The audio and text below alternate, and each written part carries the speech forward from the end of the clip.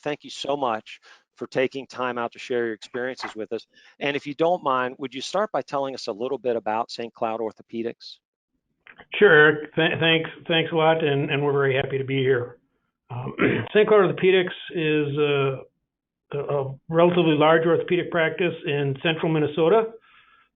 We've been in business for 65 years with 20 physicians and about 150 other employees, and we operate out of 2 locations in Sartell and St. Cloud, Minnesota. And on average, we see about 500 patients a day between our clinic and physical therapy side. We work primarily out of 1 hospital and 1 surgery center.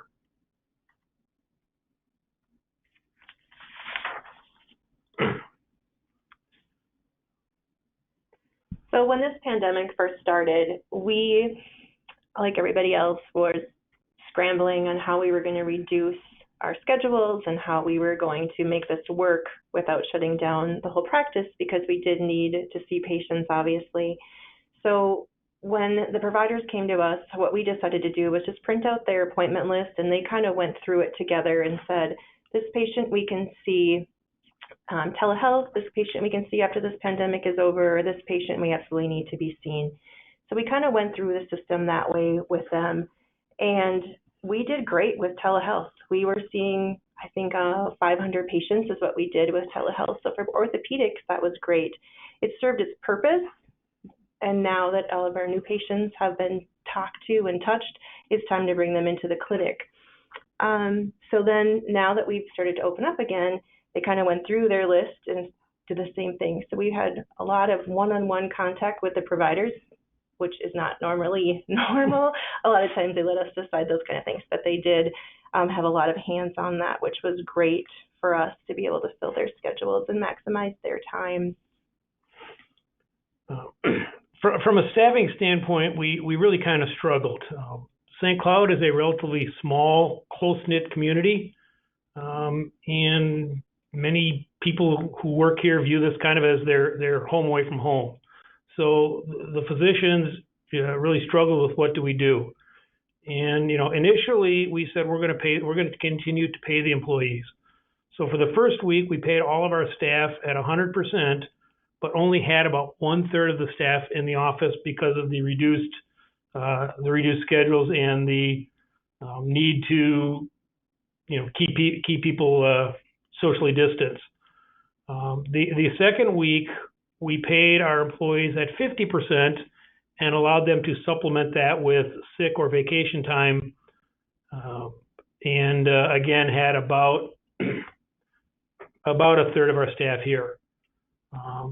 After that, we sat down and looked at the finances. We realized we could not continue to do that, so we unfortunately came up with a schedule where we were furloughing about 2/3 of our staff at a time, and we attempted to rotate it through so people would be off in 1-week blocks. Some departments that was easier to do than others, but that was our general plan. Fortunately, in the middle of April, we did receive our PPP funding, which did allow us to take all of our employees off of furloughs and put them back on the payroll. However, we still did not have 100% of our staff in the office. We were probably at about 40% of the staff in the office. We did utilize that time to do some training within the clinic, a little bit of cross training between departments, because we knew when things got busy again, we would really need all the staff and need all hands on deck, and people being able to do more than just their normal function. So for us, it worked very well. We're now back to, almost all staff in the office. And hop to the next slide. We have started a phased-in approach to bringing back our staff and our patients. About 3 weeks ago, we started opening schedules up at about 50% of our normal schedules. We worked again with the physicians to come up with what worked best for them. We put blocks in their schedules so we could control how many patients were being seen.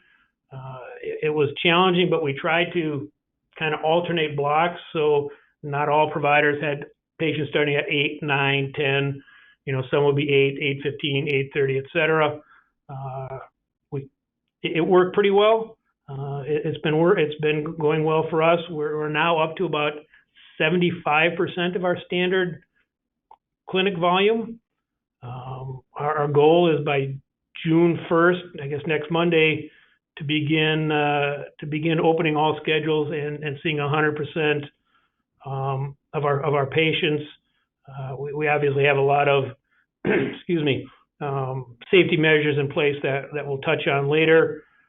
May 11th, the governor of Minnesota allowed us to restart elective surgeries.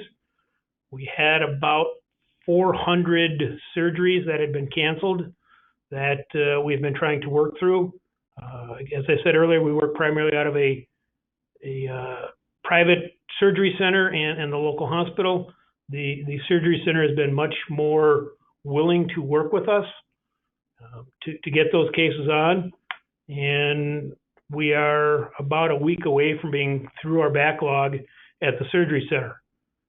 Unfortunately, the hospital is a significant COVID hospital, and they are very tentative to open up their surgery suites at full tilt.